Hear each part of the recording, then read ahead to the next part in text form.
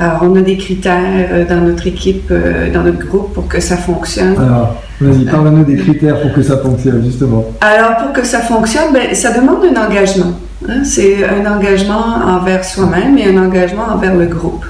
Hein? Quand on s'engage d'être là, d'être présent, d'être totalement présent, peu importe la réalité qu'on vit chacun dans notre domaine, dans notre milieu. Alors, on s'engage. Une première chose. On a aussi besoin de sentir qu'il y a de la résonance, qu'il y a des résonances au niveau des valeurs. Hein? On a besoin que les gens soient ouverts, hein, l'ouverture d'esprit, parce qu'on a aussi, si je peux me permettre, un petit côté, pas un petit côté, ça fait partie d'un des critères, on est une cellule d'entrepreneurs spirituels. Mais ça ne veut pas dire qu'on a un business spirituel, mais on veut pouvoir explorer le business avec cette lunette-là. Wow. Alors, si on parle du marketing, mais comment on peut voir ça avec plus de perspective? Ou c'est quoi le grand sens qu'il y a derrière les actes qu'on pose? Wow. Donc, on se permet d'explorer de ce côté-là. On a quelqu'un qui est dans le domaine du taekwondo, qui a une grande école. On a quelqu'un qui est dans le domaine de la dentisterie, qui accompagne des équipes dans le domaine de la dentisterie. Il y a moi, il y a quelqu'un qui est dans le domaine du secours des animaux. Il y a quelqu'un qui est en marketing, justement.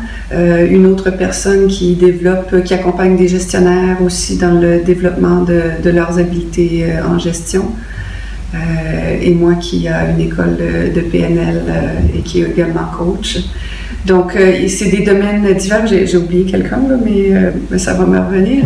Mais on est vraiment des domaines variés, mais on va explorer tous les thèmes avec cette lunette-là spirituelle. Wow.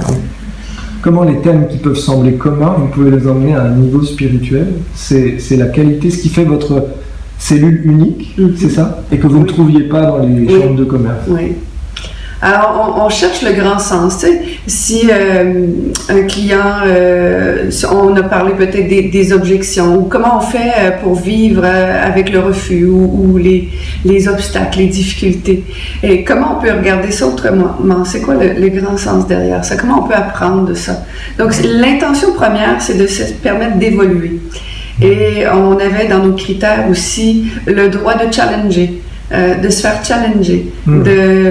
S'il y a quelque chose que quelqu'un mentionne, on a l'autorisation, la permission de pousser plus loin sa pensée, sa croyance, qui peut-être peut le limiter dans son évolution de son entreprise. Donc, l'ouverture, l'engagement, l'autorisation à challenger, le sentiment de confiance. On a besoin d'avoir assez confiance, oser prononcer les choses qui nous viennent, qui sont là.